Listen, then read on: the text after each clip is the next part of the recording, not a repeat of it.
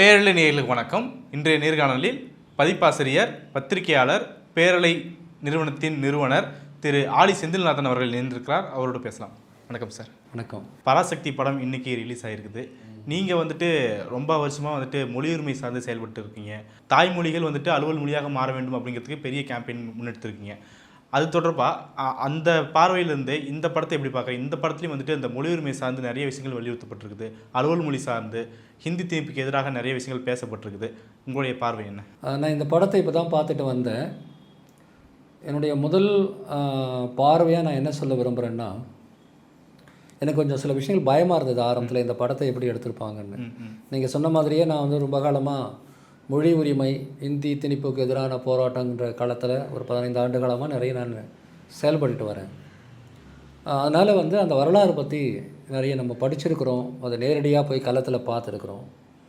65 மொழி போராட்டத்தை பற்றி ஒரு படம் வருது அப்படின்னு சொல்லும்போது, அதுவும் இந்த அளவுக்கு எதிர்பார்ப்போடு ஒரு படம் வருதுன்னு சொல்லும்போது எனக்கு கொஞ்சம் என்ன சொல்கிறது, ஒரு சின்ன பயமும் இருந்தது. இந்த படத்தை பார்த்து முடித்த பிறகு எனக்கு உடனடியாக என் மனசில் தோணுன கருத்து என்னென்னா, நான் படத்தோட மேக்கிங் பற்றி, ஃபில்ம் மேக்கிங் பற்றியோ அல்லது டைரக்டருடைய அணுகுமுறை பற்றியோ நான் அப்புறம் பேசுகிறேன். எனக்கு அது முதல் தேவையுமே இல்லை. நமக்கு இந்த படத்தில் அந்த மெசேஜ் சரியாக போய் சேர்ந்துருக்கா? 65 மொழி போராட்டத்தினுடைய அந்த அடிப்படையான அந்த அரசியல் செய்தி, அந்த பொலிட்டிக்கல் மெசேஜ் இருக்குல்ல, அது கன்வே ஆகிருக்கா அப்படின்னு பார்க்கும்போது ஆமாம், நல்லாவே கன்வே ஆகிருக்குன்னு நான் பார்க்குறேன். ஓகே. இந்த படம் முழுக்க ஒரு முக்கியமான ஒரு பார்வையை அவங்க தொடர்ந்து அதில் வலியுறுத்திட்டு வராங்க. மொழி பிரச்சனைங்கிறது ஏதோ ஒரு அரசியல் பிரச்சனை அல்லது என்னுடைய மொழி உயர்ந்த மொழி, அதனால் நான் போராடுறேன் அப்படிங்கிற அப்படி பார்க்குறது, அதையெல்லாம் தாண்டி அந்த மொழி பிரச்சனைங்கிறது சாதாரண மக்களுடைய வாழ்வியல் பிரச்சனை. சாதாரணமான மக்களுடைய வேலைக்கும் கல்விக்கும் அரசியல் அதிகாரத்துக்கும் அதோடு சம்மந்தப்பட்ட எல்லா பிரச்சனைகளுக்குமானது அந்த மொழி பிரச்சனை அப்படிங்கிறத இந்த படத்தில் ஆரம்பத்துலேருந்தே அவங்க பில்ட் பண்ணியிருக்கிறாங்க. ஒரு மணி ஆர்டர் அனுப்ப முடியல அப்படிங்கிற ஒரு ரீசன்னால படிக்க முடியாமல் போகுது. ஆமாம், கல்வி கட்டணம் கட்ட முடியாமல். எக்ஸாக்ட்லி. நான் 1965 ஒரு 50 வருஷத்துக்கு கூட்டினீங்கன்னா 2015. அந்த 2015 65 மொழி போராட்டத்தின் 50வது ஆண்டு அப்படின்ற அடிப்படையில் நான் இங்கே நண்பர்களோடு சேர்ந்து நாங்கள் ஒரு இயக்கமாக செயல்பட்டோம். அப்போ நான் பலர்கிட்ட பேசும்போது இதை சொல்லியிருக்கிறாங்க என்கிட்ட. அதாவது மாணவர்கள் மத்தியில் ஏன் அது பரவழியது அப்படின்றதுக்கு ஒரு பக்கம் மாணவர்கள் மத்தியில் திராவிட இயக்கமும் தமிழறிஞர்களும் ஊட்டிய தமிழ் உணர்வு அப்படின்னு ஒன்று இருக்குது. இன்னொரு பக்கம் நிஜமாகவே தங்களுக்கு அது பிரச்சனை அப்படிங்கிறத வெளிப்படுத்தியது அந்த மணி ஆர்டர் பிரச்சனை அப்படின்னு நான் கேள்விப்பட்டேன். அது இந்த படத்தில் ஒரு நல்ல காட்சியாக வந்திருக்கு. அது சாதாரண மக்கள் கூட புரிஞ்சிக்க முடியும். தன்னுடைய பிள்ளைகளுக்கு, கல்லூரியில் இருக்கிற பிள்ளைகளுக்கு போயிட்டு பணம் அனுப்புறதுக்காக போஸ்ட் ஆஃபீஸில் போனால் அந்த காலத்தில் கல்வி அறி அதிகம் கிடையாதுங்க. ஊரில் பணத்தை கொண்டு போய் போஸ்ட் ஆஃபீஸில் ஒருத்தர் உட்காந்துருப்பார், எல்லாத்தையும் எழுதி கொடுப்பார், லெட்ரு மணி ஆர்டர்லாம் ஃபில் பண்ணி கொடுப்பார். அவர்கிட்ட கொடுத்து என் பிள்ளைக்கு ஒரு 50 ரூபா அனுப்பணும், மணி ஆர்டர் அனுப்புங்கன்னு அவர் உதவியை வச்சு தான் அந்த கிராமத்தில் இருக்கக்கூடிய அந்த அதிகம் படிக்க தெரியாத படித்திராத மக்கள் செய்வாங்க. அந்த அதிகாரிக்கே இப்போ தெரியல. அது ரொம்ப அழகாக சொல்லியிருக்கிறாங்க. திடீர்னு நான் இவ்வளோ படிச்சிருந்தோம் என்னை தற்கொலை ஆக்கிட்டாங்க அப்படின்ற மாதிரி. அதெல்லாம் ரியல் இஷ்யூ. ஸோ நான் நினைக்கிறது என்ன, இந்த மொழி பிரச்சனையை வாழ்வாதார பிரச்சனையாக நம்ம பார்க்கணும். அது வெறும் மொழி பெருமை அல்லது மொழி சார்ந்த மற்ற அரசியல் பிரச்சனைகள்லாம் 100% உண்மை தான். ஆனால் சாதாரண மக்கள் ஏன் போராட வந்தாங்க, அவ்வளோ பேர் ஏன் போராட வந்தாங்க? அப்போது அந்த மெசேஜை கன்வே பண்ணுறதுல இந்த படம் வெற்றி பெற்றிருக்குன்னு நான் நினைக்கிறேன். மக்களுடைய உரிமைகள் ஒரு பக்கம், அது வாழ்வாதார பிரச்சனை. இந்த இந்த இந்த இந்த படத்தில் எந்த இடத்துலையும் இந்தியை பற்றி மோசமான எந்த விதமான வர்ணனைகளும் இல்லை. இருந்தாலும் கட் பண்ணியிருப்பாங்கன்றது வேறு விஷயம். ஆனால் அப்படிப்பட்ட அட்டம்ப்டே அதில் உண்மையிலே இல்லை. இன்னொரு பக்கம் வெறுமனே என்னுடைய மொழியின் பெருமை அப்படின்னு சொல்லிட்டு அதை பெருமைப்படுத்தி பேசக்கூடிய வசனங்கள் கூட நான் அதிகம் பார்க்க முடியல. என்னுடைய வாழ்க்கையில் இந்தி மட்டுமே இந்தியாவின் ஆட்சி மொழின்னு வந்தால் எனக்கு வேலை கிடைக்காது அப்படிங்கிறது தான் இந்த படத்தினுடைய ஃபர்ஸ்ட் ஹாஃபில் சொல்லப்பட்ட ஒரு கருத்து. மக்கள் ஆனால் சமரசம் பண்ணிக்கிட்டு தான், அதாவது மொழி பிரச்சனைக்காக போராடக்கூடிய அந்த கதாநாயகன் சிவகார்த்திகேயனுடைய கேரக்டர் முதல்ல போராடுது. அப்புறம் வேறு வழி இல்லைப்பா, சரி நாமும் ஹிந்தி படிச்சுக்கிட்டு வேலைக்கு போயிடலாம் அப்படின்னு முயற்சி எடுத்து இந்தியை கற்றுக்கிட்டு டெல்லிக்கு ஒரு இன்டர்வியூ போகும்போது, இந்திக்காரன் எப்படி ஹிந்தி பேசுகிறானோ அந்த மாதிரி உன்னால் ஹிந்தி பேச முடியல அதனால் உனக்கு வேலையை தரமாட்டேன்னு ஒரு மறுக்கிற அந்த விஷயம் இருக்குல்ல. இன்றைக்கி 2025, 26 அதானே நிஜம். அது நடந்துட்டு இருக்குது. இதைத்தான் இன்றைக்கி தலைவர்கள் சொன்னாங்க. இது வந்து வெறும் மொழி கற்றுக்கிற பிரச்சனை இல்லை, இது ஆதிக்கம் சம்மந்தப்பட்டது. அப்போ வட இந்தியாவின் ஆதிக்கம் சம்மந்தப்பட்ட பிரச்சனை அப்படிங்கிறத பார்க்கணுன்னு. ஸோ அந்த ஸ்டோரி தான் வந்து இந்த படத்தில் என்ன, அதை எடுத்த முறையில் வந்து நிறைய கொஞ்சம் வளவலன்னு இருந்தது. ஆனாலும் வந்து ஒரு தனி மனிதன் தன்னுடைய சொந்த வாழ்க்கையில் முன்னேறதுக்கு கஷ்டப்பட்டு படித்து ஒரு வேலைக்கு இன்டர்வியூக்கு போகும்போது, ரயில்வே இன்டர்வியூக்கு அதுக்கு போகும்போது அங்கே அந்த மொழி தெரியலன்றதுக்காக ரிஜெக்ட் ஆகுறாங்கல்ல, அந்த ஒரு யதார்த்தத்தை அவங்க சொல்லியிருக்கிறது இந்த படத்தில் வந்து ஒரு பெரிய விஷயமா இருக்குது. ஹிந்தி மொழி வந்து எப்படி அட்வான்டேஜாக அவங்களுக்கு மாறுதுன்றதுக்கு 2 காட்சிகள் வந்து, ஒருத்தர் வந்து யூபிஎஸ்சி எக்ஸாம் எழுத போவார், அவங்களுக்கு வந்துட்டு இங்கிலீஷில் இருக்கும் ஹிந்தியில் இருக்கும் அப்படின்னும் போது அவர் வந்து முதலமைச்சரை பார்த்து கேட்பார். ஆமாம், அவங்க அதுவும் சொல்லுங்கள். அதான் அவங்க வந்து காலங்காலமாக ஹிந்தி படிச்சுட்டு வராங்க, அவங்களுக்கு வந்து ஈஸியாயிரும். ஆனால் எங்களுக்கு இப்படி நாங்கள் இங்கிலீஷ் படிக்கிறதுக்கு 200 வயசு ஆயிடுச்சு, இப்போ புதுசாக ஹிந்தி வேறு படிக்கணும் அப்படின்னு சொல்லி அவர் வந்து முறையிடுவார் முதலமைச்சர்கிட்ட. உண்மைதான், அது உண்மைதான். ஆக்சுவலாக வந்து அந்த காட்சி வந்து ஒரு தமிழ் இளைஞர் வந்து அன்னைக்கு பக்தவச்சலம் முதலமைச்சர் அவர் காலில் விழுந்து, ஐயா இந்தியை வந்து திணிச்சிடாதீங்க, தமிழை காப்பாற்றுங்க அப்படின்னு சொல்லிட்டு கதறி அழுதார் அப்படிங்கிற ஒரு உண்மை சம்பவத்தோடு தொடர்புடையது தான்.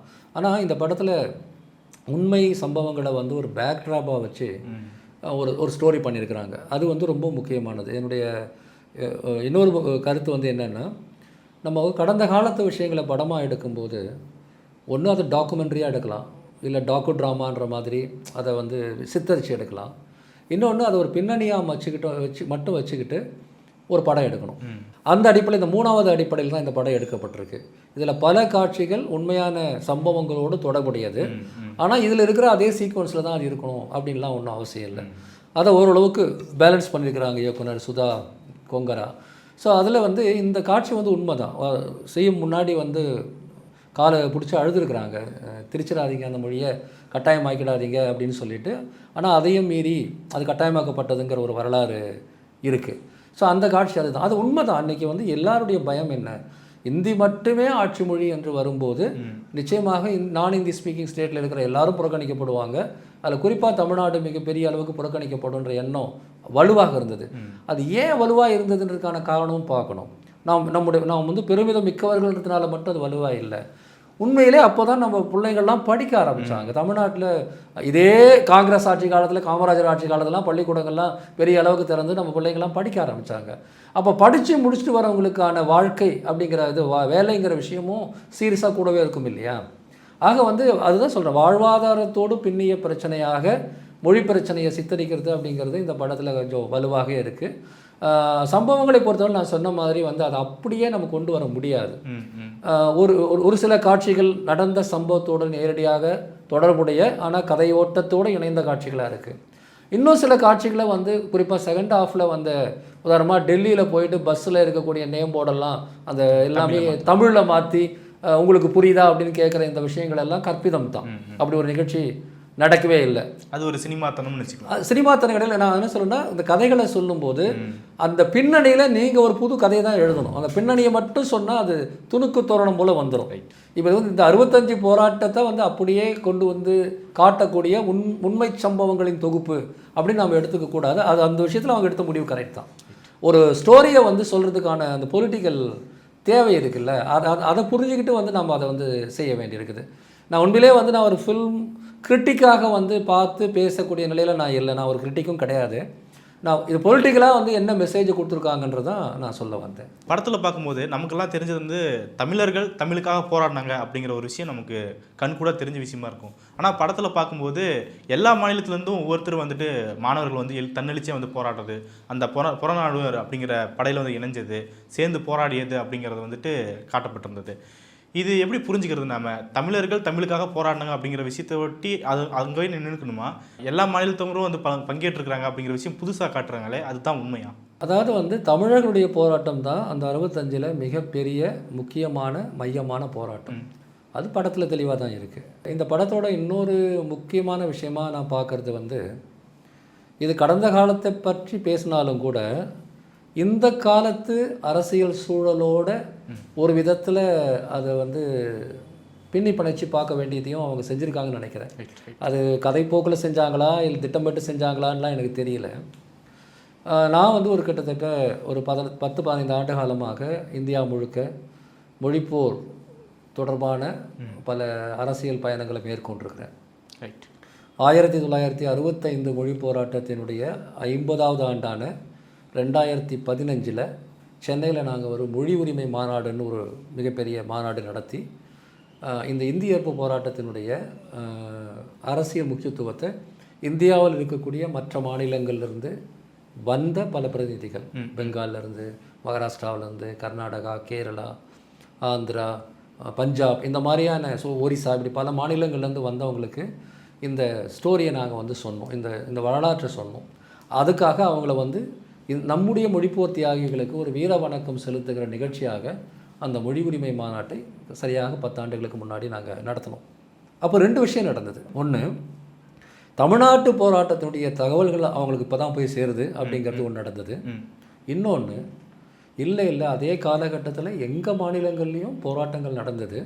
அது தமிழ்நாடு அளவுக்கு அவ்வளோ பெருசாக நடக்கலைனாலும் கூட பெங்களூரில் நடந்தது, மேங்களூரில் நடந்தது, பாம்பேயில் நடந்தது, கொல்கத்தாவில் நடந்தது, பஞ்சாபில் நடந்ததுன்னு அங்கே நடந்த விஷயங்களையும் அவங்க எங்ககிட்ட சொன்னாங்க.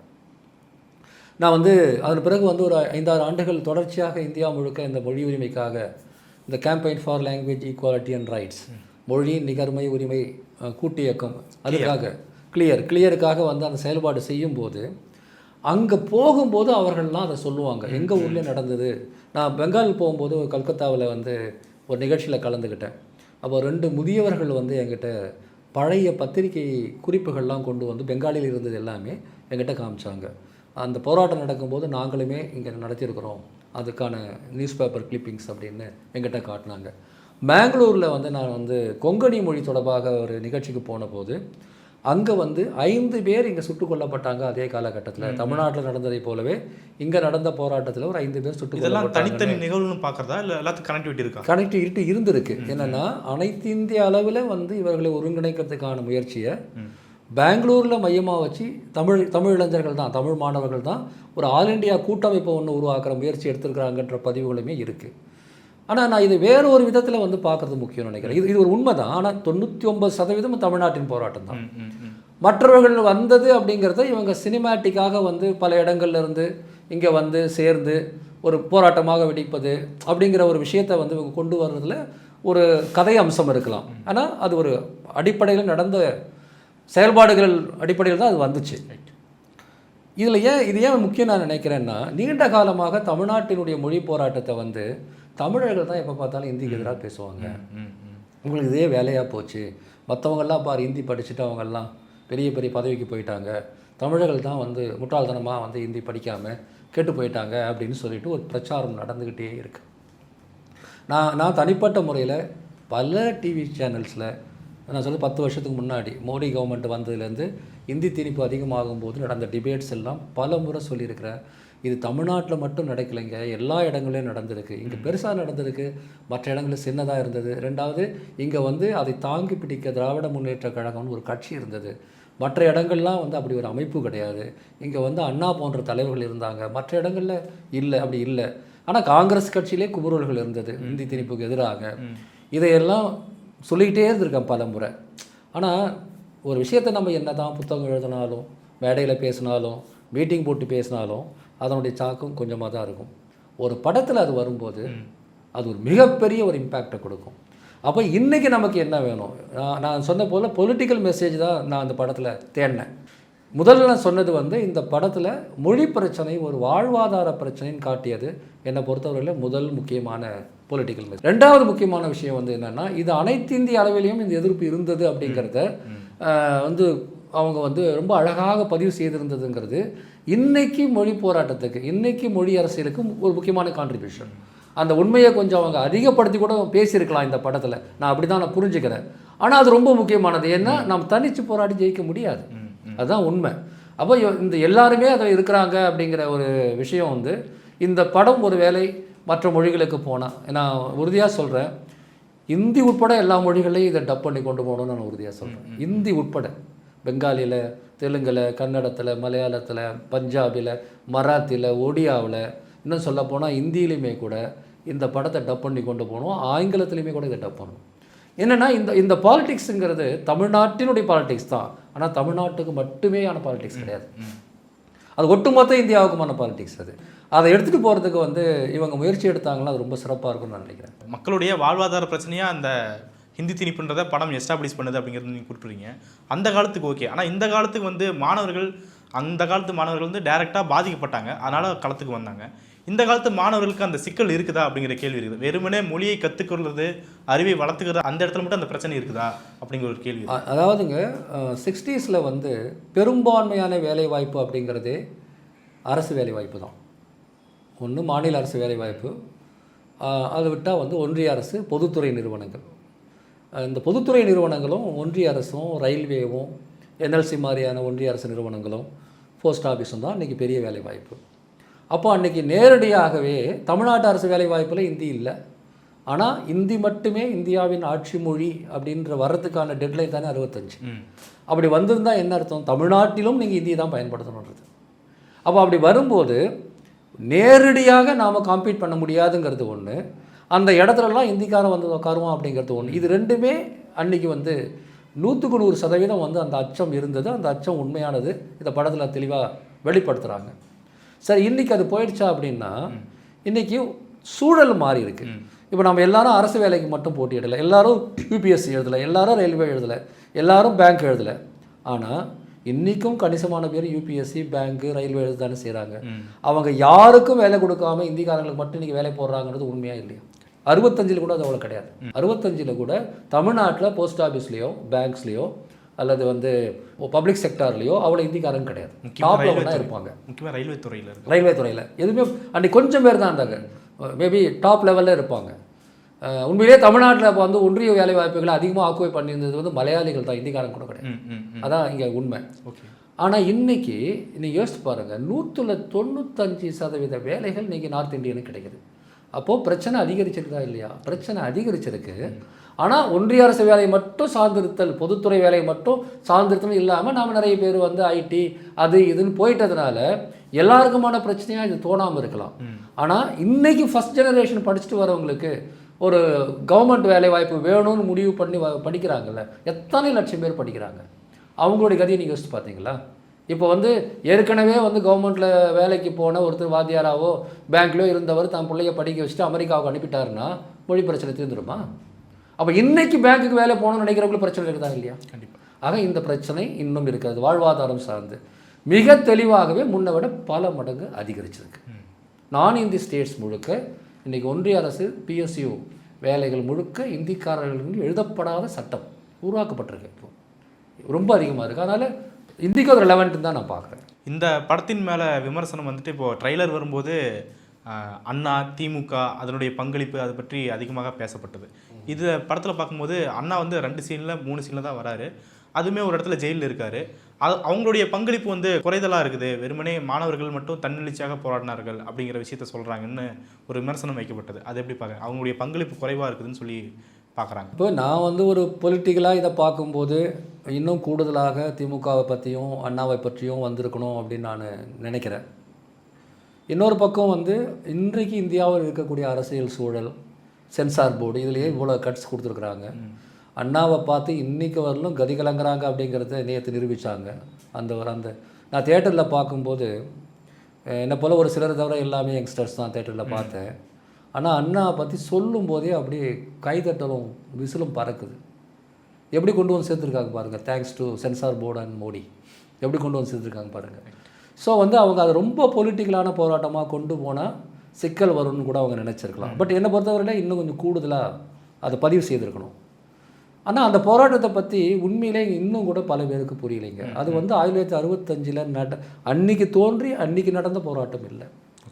அது 37-38 இருந்து முதல் மொழி போர், தந்தை பெரியார் தலைமையில் நடந்த அந்த முதல் மொழி போர் தமிழறிஞர்களாலும் திராவிட இயக்கத்தினுடைய தலைவர்களாலும் உருவாக்கப்பட்ட ஒரு தீ. அது அந்த முதல் மொழி போர் பிறகு பல போராட்டங்கள் நடந்தது. இதில் கூட படம் வந்து 59 தான் தொடங்கும். 59 தொடங்கி, ஏன்னா அது லாஜிக்கான ஒரு விஷயம். 59 அதன் பிறகு 62, 63 அப்படின்னு அதில் முக்கியமான கட்டங்கள் இருக்குது. 64 தான் சூடு பிடிக்குது. இப்போது இந்த 59 வந்து பார்லிமெண்ட்டில் வந்து ஈவைக்கு சம்பத் இந்த பிரச்சனையை எழுப்பி அதுக்கு பதில் அளிக்கிறதுக்கு தான் நேரு வந்து இந்த நேருவின் வாக்குறுதிங்கிற ஒரு பல் இல்லாத ஒரு புலி அது. பட் நமக்கு வந்து வசதியாக அதை பிடிச்சிக்கிட்டு கொஞ்சம் சண்டை போடுறதுக்கு வச்சுருந்தோம். அதிலிருந்து செய்யுது.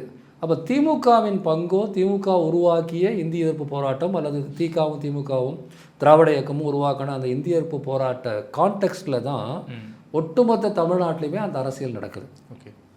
மாணவர்கள் போராட்டத்துக்கு வரக்கூடிய ஒரு சில முக்கிய சம்பவங்கள் நேரால கட்சியால் தூண்டப்படலை.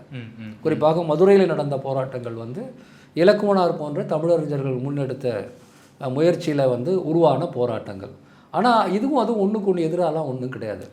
இது அதாவது பொலிட்டிக்கல் அந்த என்விரான்மெண்ட் இருக்குல்ல, அந்த அரசியல் சூழலை உருவாக்கியது திராவிட முன்னேற்றக் கழகம். அது வந்து பல இந்திய எதிர்ப்பு மாநாடுகளை நடத்தி தமிழ்நாடு முழுக்க ஒரு பெரிய எழுச்சியை 64 தொடக்கத்திலிருந்தே கொண்டு வந்தோம். பல பேர் அந்த தீக்குளித்தும் நஞ்சு அருந்தியும் உயிர் தியாகம் செய்து கொண்டது எல்லாமே அந்த சூழலில் நடக்குது. ஆனால் 65 அந்த நெருக்கத்தில் வரும்போது, மிகப்பெரிய மாணவர் போராட்டம் வரும்போது உண்மையிலே கட்சிக்கு அப்பாற்பட்ட ஒரு பெரிய இயக்கமாக அது மாறிடுது. ஆட்சிக்கு வந்த திமுகவை பற்றி தான் நமக்கு தெரியும். 70களில் வந்து மிகப்பெரிய வளர்ந்த திமுகவை பற்றி தான் நமக்கு தெரியும். ஆனால் அதுக்கு முன்னாடி வந்து அது வந்து அன்றைக்கி தமிழ்நாட்டு பெரிய கட்சி காங்கிரஸ் தானே. திமுக வந்து உருவாகி கொண்டு வந்த கட்சி தானே. அவங்க லிமிட்டட் தானே பலம் இருக்கும். ஆனாலும் அவங்களுடைய அது ஒரு மேக்னெட் மாதிரி அவங்க தான் மாணவர்களை இழுக்கிறாங்க. ஆனால் மாணவர்கள் வந்து தன்னிச்சையாக செயல்படுறாங்க. ஒரு கட்டத்தில் வந்து இந்த போராட்டத்தை நிறுத்த சொல்லி அண்ணா அறைகூவல் விடுத்த போது கூட மாணவர்கள் மறுத்தாங்க. அது என்ன காரணத்துக்காக? மாணவர்களுடைய உணர்ச்சி வேகம். அதாவது இந்த போராட்டத்தில் வந்து இந்த போராட்டத்து இலக்கு என்னன்றதை பற்றி இங்கே நிறைய பேர் குழப்பம் இருக்குதுங்க. மாணவர்கள் போராட்டத்துடைய இலக்கு அப்படிங்கிறது தாய்மொழியை பாதுகாப்பது, தமிழுக்கான போராட்டம் அந்த அடிப்படையில். ஆனால் அந்த பர்டிகுலர் போராட்டத்துக்குன்னு ஒரு ஸ்பெசிஃபிக் டிமாண்ட் இருக்குது. அது என்னென்னா 65 இந்திய அரசியலமைப்பு சட்டத்தின் அடிப்படையில் இந்தி மட்டுமே ஒரே ஆட்சி மொழியாக, the sole official language of union என்று வரக்கூடிய நிலைமையை வந்து தடுத்து நிறுத்தி ஆங்கிலமும் தொடர வேண்டும். ஏன்னா ஏற்கனவே அப்படி தான் இருக்குது. இந்தி வந்து 15 வருஷத்துக்கு இருக்கும். 1950 வந்து குடியரசாக நம்ம ஆகிறோங்க. இந்திய அரசமைப்பு சட்டம் அப்போ தான் நடைமுறைக்கு வருது. அப்போ நடந்த பல்வேறு போராட்டம், இந்தி திணிப்புக்கு எதிராக அப்போவே போராட்டங்கள்லாம் நடந்தது இல்லையா. அதன் விளைவாக தான் ஒரு மாற்றம் நடந்தது. முதல்ல என்ன சொன்னாங்கன்னா இந்தி தான் இந்தியாவோட அஃபிஷியல் லாங்குவேஜ்னாங்க. மக்கள்லாம் நம்மெல்லாம் போராடின பிறகு வந்து இல்லை 15 வருஷத்துக்கு இங்கிலீஷ் இருக்கும், அதுக்குள்ளே நீங்கள் வந்து இந்திக்கு மாறிக்கிங்க, 5 வருஷம் கழித்து வந்து இங்கிலீஷ் போயிடும், Hindi will be the sole official language of இந்தியான்றது தான் அந்த திட்டம். அந்த திட்டத்துக்கு எதிராக தான் நேருவுமே சொல்கிறாரு. அப்படிலாம் கிடையாது, நீங்கள் விரும்புகிற வரையில், இந்தி பேசாத மாநிலங்கள் விரும்புகிற வரையில், நீங்களே வந்து இந்தி வேணும் கேட்காத வரையில் நாங்கள் வந்து திணிக்க மாட்டோம்னு ஒரு முழுமையான ஜனநாயக உணர்வற்ற ஒரு ஸ்டேட்மெண்ட்டை தான் அவர் கொடுத்தாரு. ஆனால் அதை நம்ம பொலிட்டிக்கலாக பிடிச்சிட்டாங்க. நம்ம சரி நாங்கள் தான் விரும்பலையில், நீ எப்படி திணிப்பாரு ஆனால் அவர் இறந்து போன பிறகு, அதன் பிறகு ஆட்சிக்கு வந்த இந்த குல்சாரிலால் நந்தான்னு ஒரு இடைக்கால பிரதமர், அப்புறம் லால் பகதூர் சாஸ்திரி, இவங்க இந்திரா காந்தி இந்த படத்தில் ஒரு முக்கியமான கேரக்டர், அவங்க மினிஸ்டராக இருக்கிறாங்க. இவங்க வந்து எப்படியாவது கொண்டு வந்தாங்க. அந்த 65 டெட்லைனை வந்து அவங்க வந்து உண்மையிலே டெட்லைனாக வச்சுக்கிட்டாங்க. இங்கிலீஷை தூக்கி போட்டு இந்தி தான் இந்தியாவின் ஆட்சி மொழி, ஒரே ஆட்சி மொழி அப்படின்னு பேசுகிறாங்க. பார்லிமெண்ட்டில் அண்ணா பேசுகிறாரு, 14 மொழிகளும் ஆட்சி மொழியாகணும், எல்லா மாநில மொழிகளும் ஆட்சி மொழியாகணும், அது வர வரையில் இந்தி வந்து தொடர்ந்து நீடிக்கணும் அப்படின்லாம் கோரிக்கை வச்சு பார்க்குறாரு. அதெல்லாம் வந்து எதையுமே மதிக்காமல் வந்து அந்த அரசு அன்றைக்கி காங்கிரஸ் அரசு செய்து அதனுடைய முகம்தான் தமிழ்நாட்டில் பக்தவச்சலம். அப்போது இந்தி வரும், அவர் அதான் சொல்கிறார் படத்தில், அதெல்லாம் வரும், நீ வந்து படித்து தான் ஆகணும். அதெல்லாம் அப்படி ஒரு ஈவிரக்கம் இல்லாத, இன்னும் சொல்ல போனால் அரசியல் புரியவே இல்லாத ஒரு சீஃப் மினிஸ்டர் அவர் பக்தவச்சலம். அந்த இந்தி தான் வருன்றதுடைய அதுதான் வந்து அந்த காட்சி, அந்த மணி ஆர்டர் காட்சி. அந்த ஃபார்மில் இந்தி மட்டும்தானே இருக்குது, இந்தி இங்கிலீஷ் கூட இல்லைல்ல. அதன் பிறகு அதில் தமிழ் வரத்துக்கு கூட ஒரு காங்கிரஸ் தலைவராக இருந்த குமரி ஆனந்தன் போராடி தான் தமிழ் வந்தது. ஓகே, அப்படின்னு ஒரு வரலாறு உண்டு. ஸோ இந்தி மட்டும்தான்னா என்ன நடக்குங்கிறது கண்மூடாக பார்த்துட்டாங்கல்ல. அப்போது அதுக்கு எதிரான அந்த அரசியல் சாசன ரீதியாக இந்தி மட்டுமே என்பது வரக்கூடாது, ஆங்கிலம் தொடர வேண்டும் என்பதுதான் இம்மீடியட் டிமாண்டாக இருக்க முடியும். ஓவரால் டிமாண்ட் வேறு. ஓவரால் டிமாண்ட் தமிழ் ஆட்சி மொழி ஆகணும், அல்லது வந்து தமிழ்நாட்டுக்கான கூடுதல் சுயாட்சி வேணும், அப்படி பல்வேறு எண்ணங்கள் இருக்கலாம். அது அரசியல் ரீதியாக பல்வேறு கோரிக்கைகள் இருக்கலாம். ஆனால் அந்த போராட்டத்துடைய இம்மீடியட் கொஷின், இம்மீடியட் டிமாண்ட் வந்து அந்த பர்டிகுலர் கான்ஸ்டியூஷனல் சூழலை வந்து அந்த திணிப்பை வந்து எதிர்க்கணுன்றது தான். அதில் வெற்றி பெற்று விட்டார்கள். கடைசியில் வந்து பிரதமர் வந்து பேசி வந்து திணிக்க மாட்டோம், ஆங்கிலம் தொடரும் அப்படிங்கிறத வந்து அவர் ஒத்துக்கிட்ட போது அது மாணவர் போராட்டத்தின் வெற்றி தான், திமுக போராட்டத்தினுடைய வெற்றி தான். அந்த அம்சத்தில் அந்த போராட்டத்தினுடைய வெற்றி தான் இன்றைக்கு வரையில் இந்தியாவை ஒரே இந்தி ஒன்லி அந்த விஷயம் இருக்குதுல்ல, ஒரே நாடு ஒரே மொழி, இந்தி ஒன்லி சட்டம் அல்லது இந்தி மட்டுமே இந்தியாவின் ஆட்சி மொழி, இது எதுவுமே அவர்களால் இந்த நிமிஷம் வரலும் பண்ண முடியல. இப்போவும் கூட அவங்க அது தலைமறைவாக திணிக்க முடியும், அதிகாரபூர்வமாக திணிச்சாலும் வந்து நம்ம ஃபைட் பண்ண முடியுது. இப்படி பல்வேறு விதமான சூழல் வந்து இனிமேல் இந்தியாவில் வந்து Hindi will be the only official language of இந்தியான்னு கொண்டு வர முடியுமா அவங்களால? அவங்க முயற்சி பண்ணாங்களா வட இந்தியாவிலே அதுக்கு ஆதரவு வராது. அதான் வந்து உண்மை. ஆங்கிலத்தை அவங்களால நீக்க முடியாது. இந்திய மொழிகளை ரொம்ப காலத்துக்கு வந்து அவர்கள் வந்து ரெகனைஸ் பண்ணாமலாம் இருக்க முடியாது. அந்த மாற்றத்தை செய்து காட்டியது தான் 65 போராட்டம். அது சாதாரண போராட்டம் கிடையாது. அது வந்து வெறுமனே ஒரு உணர்ச்சி வசப்பட்ட இளைஞர்கள் போராடினாங்க அப்படிங்கிற விஷயம் மட்டுமே கிடையாது. என்ன திட்டத்தோடு வட இந்தியாவின் ஆதிக்க சக்திகள் இருந்தார்களோ அந்த திட்டத்துக்கு இன்று வரை அவர்களால் செய்ய முடியாதபடி அதை மாற்றியது அந்த மாணவர்கள் போராட்டம். அதை தமிழ்நாட்டில் சட்டபூர்வமாக ஆக்கியது அண்ணாவினுடைய அந்த இருமொழி திட்டம். அங்கே தான் படம் வந்து முடியுது. அண்ணாவுடைய அந்த தமிழும் ஆங்கிலம் தமிழ்நாட்டினுடைய ஆட்சி மொழிகளாக கொண்டு வரக்கூடிய அந்த இருமொழி சட்டம் கூட சொல்லக்கூடிய அது ஒரு பாலிசி, இருமொழி திட்டம் இருக்கு இல்லையா? அந்த இருமொழி திட்டம் அப்படிங்கிறது தமிழ் ஆட்சி மொழிங்கிறது ஏற்கனவே சட்டம் இருக்குது. அந்த இருமொழி திட்டம் அப்படிங்கிறது வந்து அதை வந்து கான்ஸ்டியூஷனலாக காப்பாற்றியது. அந்த போராட்டத்தினுடைய விளைவு தான் அது. அந்த போராட்டத்தால் மிகப்பெரிய மாற்றம் நடந்து திமுக ஆட்சிக்கு வந்து 68 அண்ணா அதை வந்து செய்கிறாரு. அப்போது அந்த படத்தோட கடைசியில் வந்து ரொம்ப கிளியராக வந்து யாருடைய லீடர்ஷிப் அல்லது யாருடைய பொலிட்டிக்கல் திட்டம் அப்படிங்கிறது வருது. ஆனால் படத்தில் நிறைய காட்சிகளில் வந்து அவங்க செய்யலை. இன்ஃபேக்ட் வந்து 60-70களோட இந்தியாவில் படம் எடுக்கும்போது திமுக கொடியெல்லாம் காட்ட முடிஞ்சுது. எம்ஜிஆர் பல படங்களில் திமுக கொடியை காட்டுவார், அப்புறம் அதிமுக கொடியை காட்டினார், பேரையே உதயசூரியன் வச்சுக்குவார். அண்ணாவை பற்றியே படங்களில் நிறைய வரும். அந்த அளவுக்கு கூட இன்றைக்கி வந்து கருத்துரிமை இல்லை அப்படிங்கிற அதை தான் நான் வந்து பார்க்குறேன். சென்சார் போர்டு அந்த ரொம்ப மோசமாக இன்றைக்கி நடந்துக்குது அப்படிங்கிறத நம்ம பார்க்கலாம். பட் ஸ்டில் வந்து அது ஒரு எதிர்மறைன்னு சொல்ல முடியாது. இன்னும் இருந்தால் நல்லா இருக்குன்னு சொல்லாமே ஒழிய அது இல்லைனாலும் படத்தில் வந்து பார்க்குற எல்லாருக்கும் கிளியராக தெரியும் அண்ணா தான் இன்றைக்கி வரல இந்த நாட்டை ஆள்றாருன்னு அந்த படத்தில் இருக்குன்னு தான் நான் நினைக்கிறேன். ரைட். ஒரு கட்டத்தில் அண்ணா வந்து ஹிந்தி கற்றுக்கிட்டாரு அப்படின்னு சொல்லி படத்துலையும் வந்து சொல்லப்படுது. அதுதான் உண்மையாக இருந்ததா இல்லை அதனுடைய சூழல் என்ன? இந்த படத்தை எடுத்தவர்கள் வந்து நிச்சயமாக ஆராய்ச்சி பண்ணி தான் எடுத்திருப்பாங்கன்னு நான் நம்புகிறேன். அண்ணா தனிப்பட்ட முறையில் வந்து ஒரு தலைவராக எவ்வளோ விஷயங்களை கற்றுக்கிட்டு இருக்கிறாரு. எம்பியாக ஆகணும் முடிவு பண்ணும்போது அவர் வந்து 30 நாட்களில் இந்தி பாஷை புக் வாங்கி கூட படிச்சிருக்கலாம்.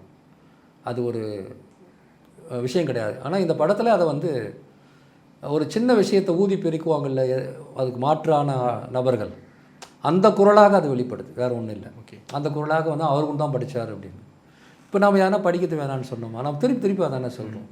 அரசியல் ரீதியாக திணிக்கும் போது தானே எதிர்க்கிறோம். இங்கே இருக்க யாராவது ஹிந்தி படிக்கக்கூடாது அப்படின்னு சொல்லிட்டு வந்து தமிழ்நாட்டில் எதாவது இயக்கம் நடந்திருக்குதா?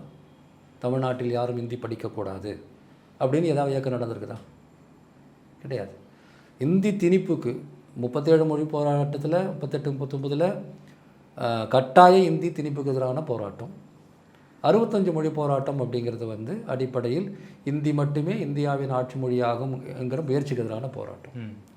இந்தியை படிக்கணும் அப்படின்னு ஒரு தனிப்பட்ட நபர் விரும்பினால், அது அறிஞர் அண்ணாவாக இருக்கட்டும் அல்லது யாராக இருக்கட்டும், அவங்க படிக்கணுன்றதுல வந்து எந்த விதமான பிரச்சனையும். இந்த விஷயத்தில் ஹீரோ வந்து ரொம்ப ஸ்ட்ராங்காக இருப்பார். நான் டெல்லிக்கு போய் டெல்லியில் வேலை பார்க்க போகிறேன், ஆனால் எனக்கு ஹிந்தி தேவைப்படுது, நான் ஹிந்தி கற்றுக்கிறேன்ற.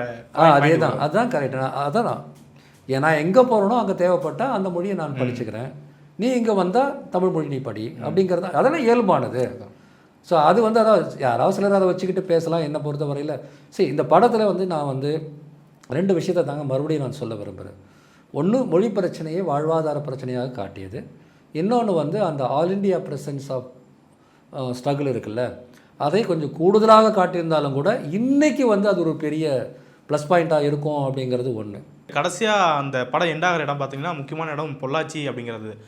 ட்ரைலர் வரும்போதே பொள்ளாச்சி சம்பவத்தில் போராட்டத்தில் வந்துட்டு நிறைய கொலைகள் நடந்தது, நிறைய பேர் சுட்டு கொண்டாங்க அப்படிங்கிற விஷயத்த பதிவு பண்ணியிருந்தாங்க. அந்த டெபிக்ஷன் அது வந்து பதிவு செய்கிறத நீங்கள் எப்படி பார்க்குறீங்க? நான் வந்து இந்த மொழி உரிமை இயக்கத்தை கொண்டு செல்வதற்கான முயற்சிகள்லாம் எடுத்தபோது 65 மொழி போராட்டத்தை பற்றி அதை பற்றி தானே இயக்கம் நாங்கள் தொடங்கணும். அதை பற்றி ஒரு முழுமையான வரலாற்று பதிவுகளை நாங்கள் தேடிக்கிட்டு இருந்தபோது எங்கள் கையில் கிடைச்ச ஒரு முக்கியமான புத்தகம் அழகப்பா பல்கலைக்கழகத்தினுடைய முன்னாள் துணைவேந்தர் டாக்டர் ராமசாமி எழுதின புத்தகம் இந்திய எதிர்ப்பு போராட்ட வரலாறுன்னு தமிழில் இருக்குது. Struggle for freedom of languages in இந்தியான்னு ஆங்கிலத்தில் இருக்குது. அது நம்மளை அந்த ஆங்கிலத்தில் அதனுடைய முழு புத்தகம் 500 பக்கம் இருக்கும்.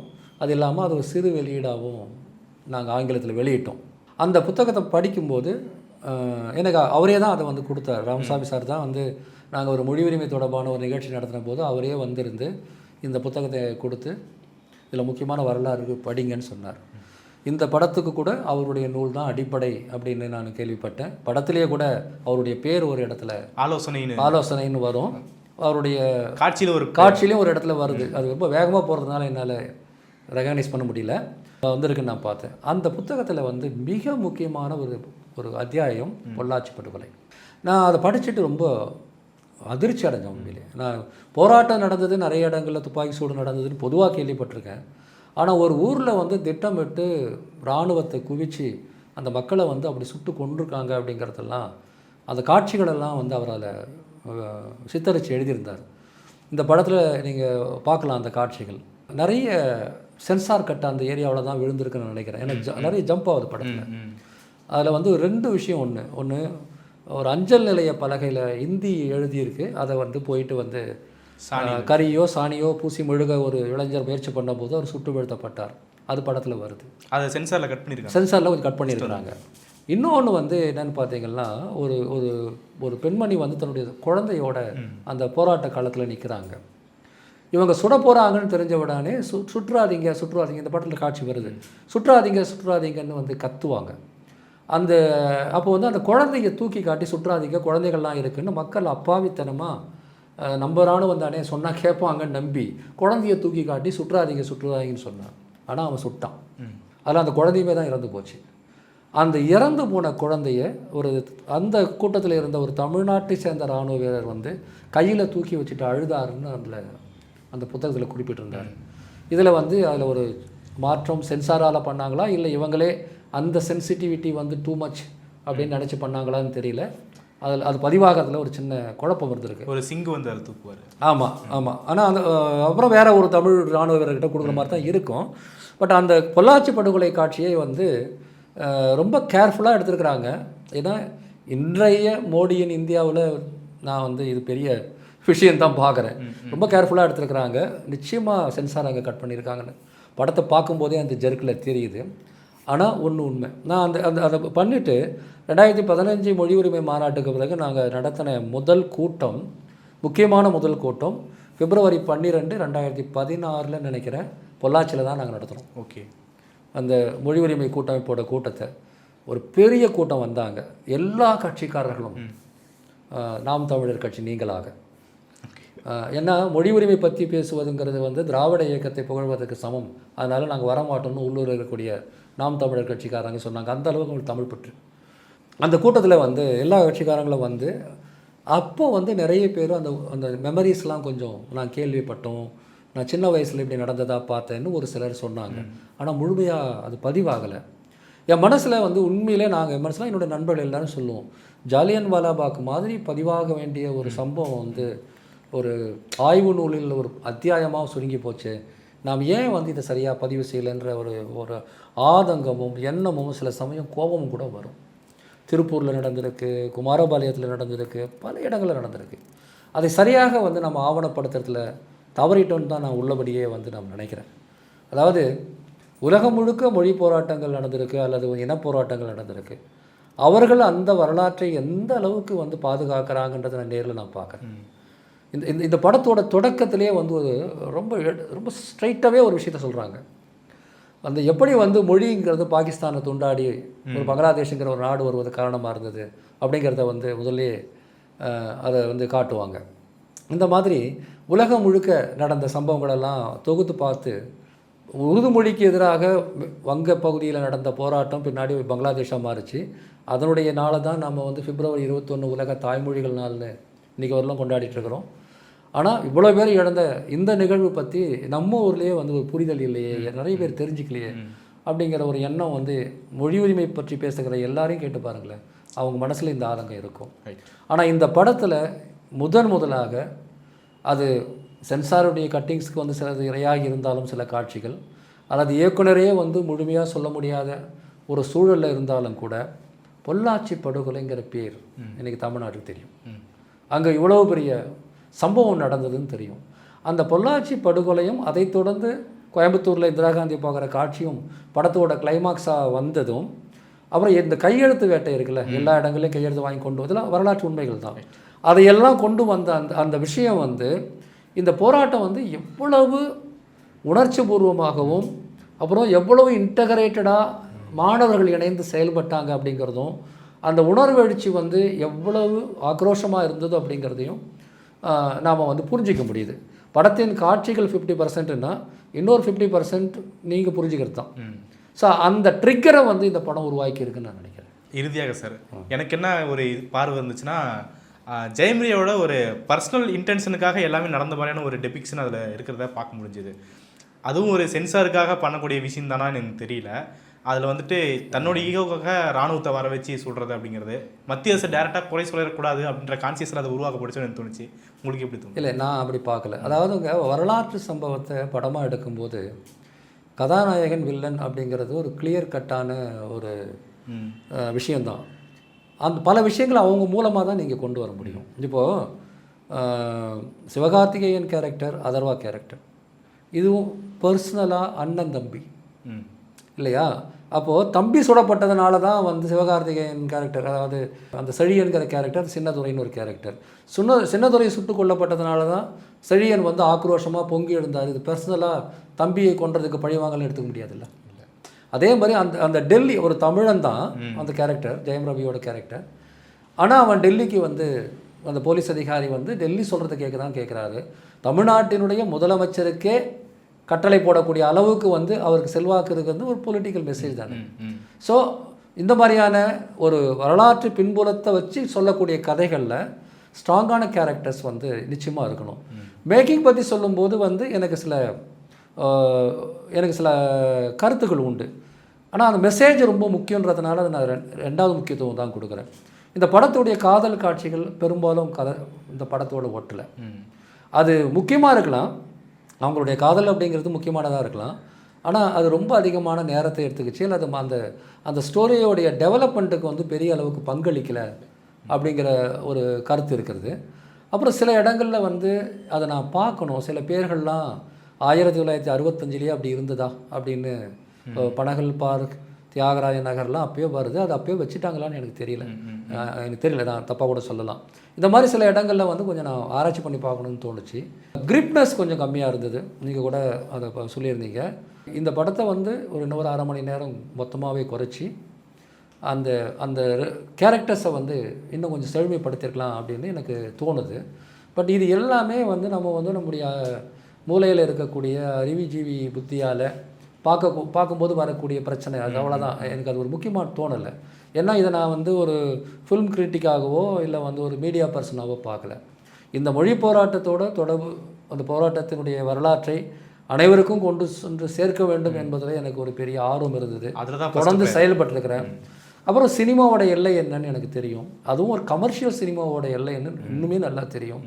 அதுவும் அந்த போராட்டம் முடிஞ்சு 2 தலைமுறைக்கு பிறகு வரக்கூடிய ஒரு இளம் தலைமுறை சினிமாக்காரங்களுக்கு எப்படி வந்து அதோட எமோஷனலாக கனெக்ட் பண்ண முடியுங்கிறதுல எனக்கு ஒரு பெரிய கேள்வி இருக்குது. அது ஒரு தமிழ்நாட்டில் தொடர்ந்து நீங்கள் பார்க்கலாம், 2 தலைமுறை ஆகிடுச்சு இல்லை, இன்றைக்கி வந்து அதை ரிலேட் பண்ணிக்க முடியுமா அவங்களால அப்படின்னு பார்க்கும்போது எனக்கு ஒன்று கேள்வி இருக்குது. இது எல்லாத்தையும் மீறி அந்த மெசேஜை வந்து போய் சேர்ந்துருக்கு அப்படிங்கிறது இன்றைய பொலிட்டிக்கல் சுச்சுவேஷனில் மிக முக்கியமானது தான். இப்போ எதிர்வரும் ஜனவரி 25 மொழிப்போர் தியாகிகள் நாள் அன்றைக்கி தமிழ்நாடு முழுக்க வழக்கத்தை விட மிக அதிகமாக அந்த மொழிப்போர் தியாகிகளுக்கு நினைவேந்தும் நிகழ்வுகள் நடக்கும் நான் நம்புகிறேன். இந்த படம் வந்து பல மொழிகள்லையும், நான் சொன்ன மாதிரி பல இந்திய மொழிகள்லையும், இந்தி உள்பட ஆங்கிலம் உள்பட டப் பண்ணி கொண்டு போனாங்களாம். இதில் தெலுங்குல அப்படியே சைமல்டேனியஸாக வருதா என்னன்னு தெரியல. அது மற்ற மொழிகளில் வந்து அதை எடுத்துக்கிட்டு போனாங்கன்னா இந்த இந்த அடிப்படை உரிமை கோரிக்கைக்கு வந்து இன்னும் ஒரு பெரிய வலு கிடைக்கும். அந்த படத்தோட கடைசியில் இந்திரா காந்திக்கு முன்னாடி ஒரு கன்னடர், ஒரு தெலுங்கர், ஒரு கேரளாக்காரர், பெங்காலி இவங்கெல்லாம் அந்த பேசக்கூடிய காட்சி இருக்குல்ல, அந்த காட்சி ரொம்ப வலுவானது, அதாவது சிம்பாலிக்கானது. அப்படி ஒரு நடந்ததெல்லாம் ஒன்றும் இல்லை, அது ரொம்ப ரொம்ப சிம்பாலிக்கானது. அதன் பிறகு தான் வந்து அவங்க அந்த முடிவை அறிவிப்பதாக படத்தில் வரும். கதையில் அப்படி தான் சொல்ல முடியும்.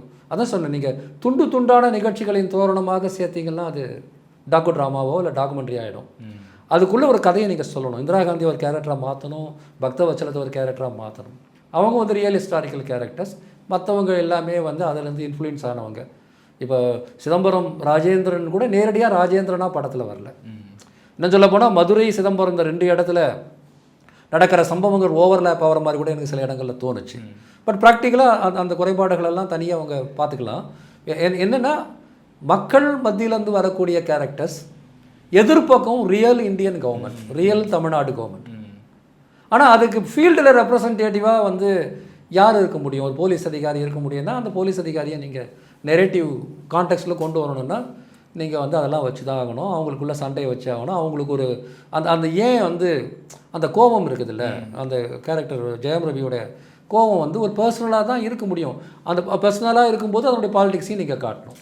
வெறுமனே வந்து இந்திய அரசாங்கத்துக்கு நான் தான் முகம், எனவே நான் இதை ஐடியாலஜிக்கலாக கேட்குறேன் அப்படியே பேசுவாங்க. அப்படி கேட்க முடியாதுல்ல. ஸோ அது வந்து எனக்கு பெருசாக தெரியல. ஓவராலாக எனக்கு சில குறைபாடுகள் மேக்கிங்கில் தெரியுது. மற்றபடி வந்து ஐ திங்க் நல்ல அட்டம்ப்ட்டு தான் நினைக்கிறேன். பல்வேறு முக்கியமான விஷயங்களை பண்ணிட்டீங்க சார். மிக்க நன்றி. நன்றி.